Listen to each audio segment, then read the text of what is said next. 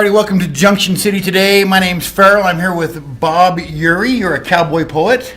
Yes, sir. And, I mean, that sounds pretty self-explanatory, but what is a cowboy poet? Well, it sounds like a contradiction, cowboy and poet. But I started writing poetry 40 years ago, but I didn't know there was such a thing as cowboy poet. Uh-huh. But I worked on ranches and I wrote poetry more or less as a journal. I wanted my family to know about my life and experiences that I'd had. And it wasn't until they started holding the cowboy poetry gathering in Elko that I found out there was such a thing as a cowboy poet. It wasn't the type of thing that cowboys told other cowboys that you did. So.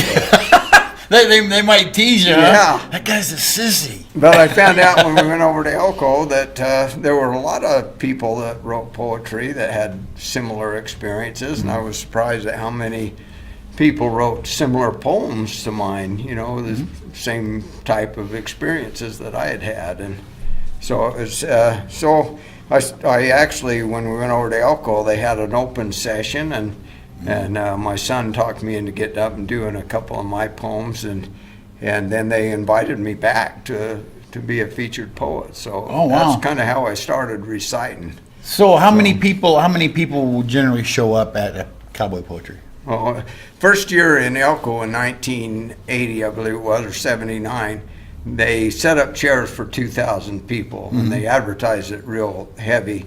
And they had to set up more chairs. They were really surprised. By the third year, there was 10,000 people in Elko, Nevada. So when you the get third week of January. Oh yeah, when it's nice and warm. Yeah, right. Yeah. So when you get up there, like just went up the first time, that had to be a little intimidating. Oh yeah. All those people out there. Yeah, there were sessions where there were 500 people. The open sessions, when I first did it, there might have been 40 or 50 people in the session. But then when they invited me back, I did a couple of sessions. There were 500 people in the auditorium. And then you're like, that's easy. This ain't no problem. I'll do it. Yeah, yeah. All right. Well, could we hear one of your poems? Sure. There's a poem I wrote several years ago, kind of explaining about cowboys a little bit. There are things about cowboys that make them all unique. With some, it's in the way they walk. With some, it's how they speak. With some, it's how they set a horse. With some, it's how they dress. Some cowboy clothes are functional, and some are only to impress. Now, when I talk of clothes that function, the more I think on that, nothing serves more function than the wide-brimmed cowboy hat. It's a source of recognition. It's a source of cowboy pride.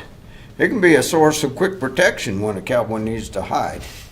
You can wave it for attention or tip it to the ladies just like this. You can use it for some privacy to give your gal a kiss. Men from Texas to Montana are revered wherever they go when they walk amongst the city crowds with their cattle range chapeau.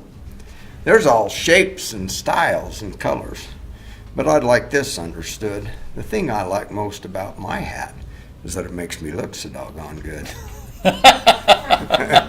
Very good. All righty. Well, hey, thank you so much for coming and talking to me. You bet. It was nice to meet you. Thank you. And thank you for watching Junction City today.